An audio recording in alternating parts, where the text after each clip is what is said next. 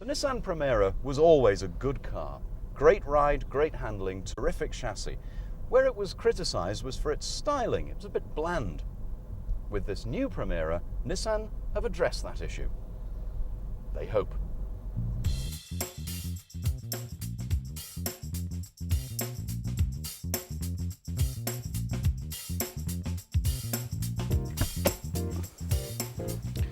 Nissan say that they've made over 600 changes to the Primera range. Let's have a look at some of the more obvious ones. And we'll start at the front. This is much more purposeful and aggressive, I think, than the outgoing Nissan Primera.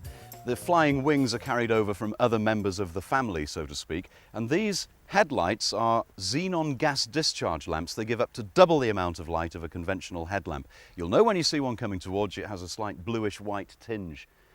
Under the bonnet, as usual these days, it's a bit beyond the scope of the average DIY man, but everything that you need for that weekly check is easily to hand and it's neatly laid out.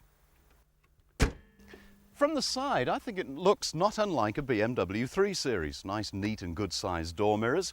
And this waistline is actually quite high, much higher than the old Primera. And the treatment along here actually gives the car a lower look than it deserves, in point of fact. The alloy wheels, I think, are absolutely superb. These spoked alloys, generally a very much better looking car than the outgoing Primera. These rear light clusters are not only good looking, they're also very functional, because over the lens is a kind of a protective screen here, which Nissan say withstands parking knocks of up to 5 miles an hour. Doesn't sound a lot, it actually is. They're tough. The overall appearance of the back is nice, a little bit of chrome to give it the upmarket approach. And how many people would you actually like to invite to the party that you're going to hold in the boot? It's enormous, and hidden away there in the corner is the CD auto changer on the top spec models. This, of course, is the 5-door hatchback, and I think overall it's fair to say they've cracked the problem. They've got a European-looking, good-looking Nissan.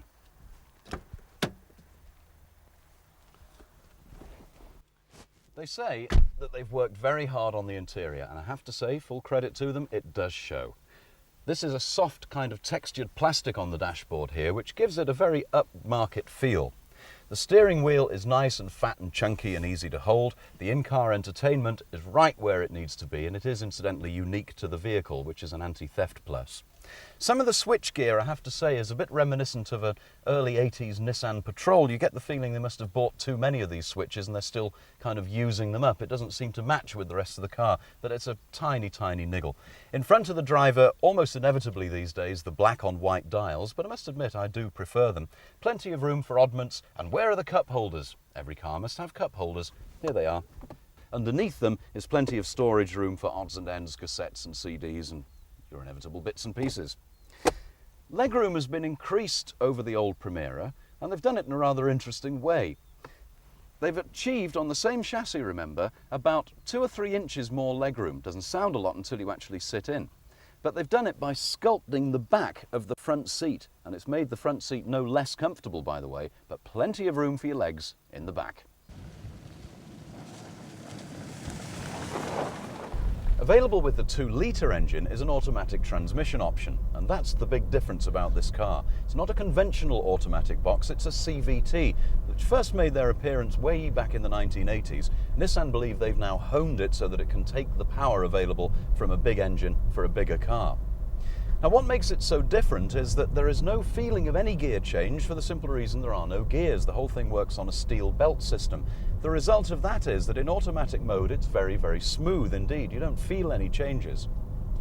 You can also, though, override that on this particular version of that gearbox called the M6, manual 6-speed, where it simulates 6 different gears. And all you have to do is to click the handle over and you can change up and change down just with a flick of the gear stick. The ride and handling, for which the outgoing Primera was rightly praised, is more or less retained because essentially this car is a facelift. It's built on the same chassis. That means that the steering is very, very direct, there's little or no body roll, even on quite fast corners, and it really is a delight to drive.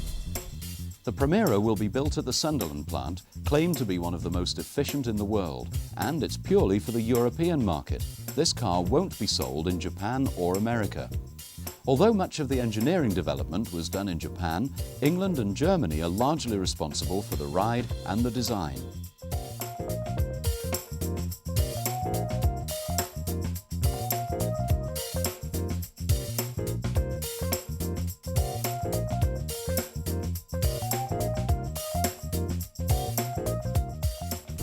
They've chosen to launch this car in France, and why not? After all, Renault has just bought a substantial stake in Nissan.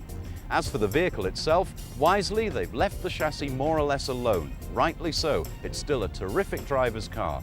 And with this new styling and some European input, I believe they've got a winner on their hands.